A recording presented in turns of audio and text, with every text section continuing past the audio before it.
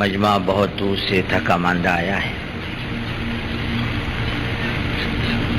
اس کے آنے کا مقصد نہ روٹی ہے، نہ کپڑا ہے، نہ مکان ہے، نہ دنیا کی کوئی ضرورت ہے، بلکہ اس کے اندر کا داعیہ اللہ کا دین میری زندگی سے لے کر پوری دنیا کے انسانوں میں داخل ہو جائے۔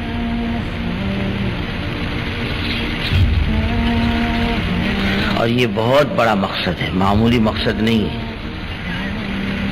اللہ تعالیٰ اس مقصد کے لیے سب سے افضل ترین مخلوق کو بھیجا کرتا تھا، انبیاء علیہ السلام۔ یعنی اللہ کے نزدیک نبیوں سے افضل کوئی مخلوق نہیں، اور انبیاء سے بڑھ کر کوئی اللہ کے نزدیک قابل عزت نہیں، اور افضل ترین مخلوق اللہ کے نزدیک انبیاء علیہ السلام ہے۔ جو جتنا بڑا ہوتا ہے اتنے بڑے مقصد کے لیے بھیجا جاتا ہے۔ اللہ کے نزدیک دین کتنی قیمتی چیز ہے کہ انبیاء کا قتل کیا جانا اللہ نے گوارا کیا۔ وَيَقْتُلُونَ الْأَنْبِيَاءَ وَيَقْتُلُونَ النَّبِيِّينَ بِغَيْرِ الْحَقِّ، یعنی قوموں نے نبیوں کو قتل کیا، تب بھی اللہ تعالیٰ نے دنیا میں نبی بھیجنا ختم نہیں کیا، بلکہ انبیاء علیہ السلام کو اللہ دنیا میں بھیجتے رہے۔ اور سب سے آخری نبی حضرت محمد صلی اللہ علیہ وسلم، جن کے لیے اللہ تعالیٰ نے یہ ساری کائنات بنائی۔ لولا کا ما خلقت الافلاق، اے محمد صلی اللہ علیہ وسلم آپ نہ ہوتے تو ہم کائنات کی کسی چیز کو نہ بناتے۔ ایسے نبی کو بھی اللہ نے دین کے کام کے لیے بھیجا، کہا ہم سب گوارا کریں گے، لیکن دین کے کام میں فرق آ جائے اس کو ہم گوارا نہیں کریں گے۔ محنت، مشقت، مجاہدہ، فاقہ، تکلیفوں کا اٹھانا گوارا ہے ہم کو۔ اس لیے آپ کو کوئی ایسی روایت نہیں ملے گی کہ ہمارے نبی صلی اللہ علیہ وسلم کے گھر میں فاقہ تھا تم نے کیا کیا، ہمارے نبی صلی اللہ علیہ وسلم کے پاس کپڑے نہیں تھے تم نے کیا کیا، مکان سیدھا سادہ تھا تم نے کیا کیا، یہ نہیں ملے گا۔ بلکہ دین کے کام میں کہیں کمی بیشی آئی اس پر تنبیہ ملے گی آپ کو۔ ایک آدمی آیا اللہ کے رسول صلی اللہ علیہ وسلم کے پاس، کہ حضرت وہ میرا فلانا کام ہے، فرمایا کل آؤ۔ دوسرے دن بھی کام نہیں بنا، تیسرے دن بھی نہیں بنا، اس پر آیت نازل ہوئی وَلَا تَقُولَنَّ لِشَيْءٍ إِنِّي فَاعِلٌ ذَلِكَ غَدًا إِلَّا أَن يَشَاءَ اللَّهُ۔ اے محمد صلی اللہ علیہ وسلم یہ کیوں کام میں کروں گا، کل میں کروں گا، یہ کیوں نہیں کہا انشاءاللہ ہم کریں گے۔ اس پر تنبیہ ہوئی،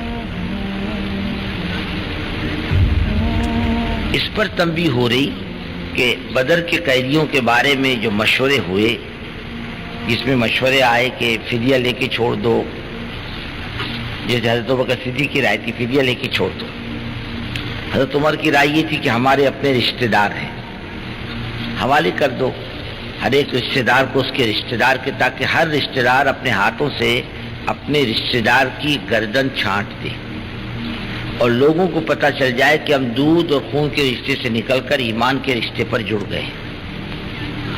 حضرت خالد بن سعید نے کہا حضور ان کو جنگل میں ڈھکیل دو اور چاروں طرف انگار لگا دو، ہم کو ان سے کوئی ہمدردی نہیں۔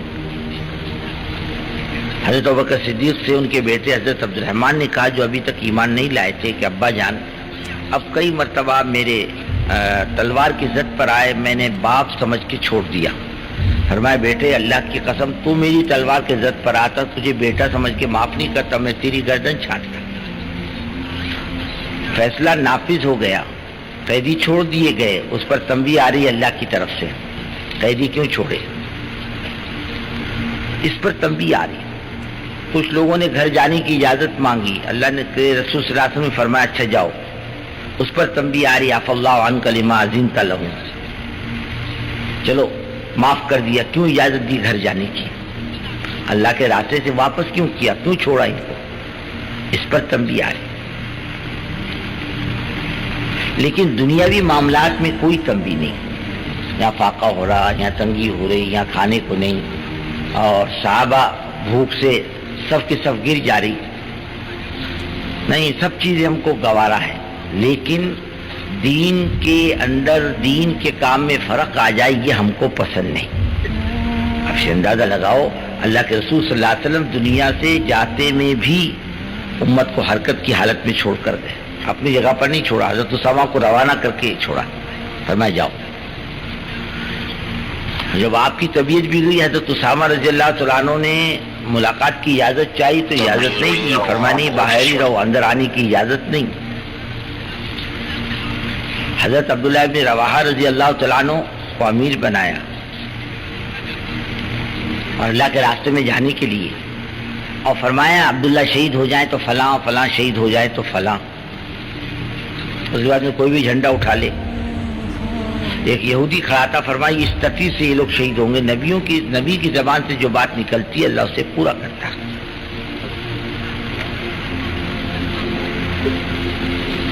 حضرت عبداللہ ابن رواحہ رضی اللہ تعالیٰ عنہ نے سوچا بھی زندگی کی تو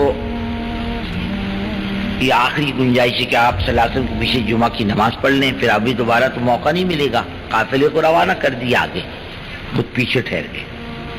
آپ صلی اللہ علیہ وسلم جب منبر پر گئے تو عبداللہ ابن رواحہ کو مجمع میں دیکھا. عبداللہ تم اللہ کے راستے میں نہیں گئے؟ کہا نہیں حضرت, میں نے سوچا کوئی بال بچوں کے لیے کاروبار کے لیے نہیں رکا ہوں, میں آپ کے پیچھے جمعہ کی نماز پڑھنا چاہتا تھا, میری زندگی کا آخری جمعہ ہے. ساتھیوں سے کتنے دیر کے لیے پچھڑ گئے؟ بولے حضرت آدھا دن. اور میں نہیں, تم اپنے ساتھیوں سے 500 سال پیچھے جنت میں داخل ہونے سے رہ گئے. تمہارے ساتھی 500 سال پہلے جنت میں داخل ہوں گے اور تم 500 سال پیچھے داخل ہوں گے. تم آدھا دن نہیں پچھڑے, تم 500 سال پچھڑے. تبوک میں کوئی لڑائی نہیں, کوئی مقابلہ نہیں, لیکن کسوٹی بنا کسوٹی.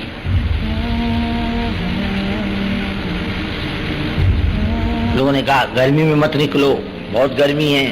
اللہ نے کہا قل نار جہنم اشد حرا, ان سے کہو جہنم کی گرمی اس سے زیادہ سخت ہے. ہائی کوالٹی پریمیم واچز اب ملیں گی سستے داموں میں, اسٹائل بھی اور کوالٹی بھی, وہ بھی بنا کسی ڈیلیوری چارج کے. All over India free shipping. Order کرے آج ہی اپنی من پسند واچ IH کلیکشن سے.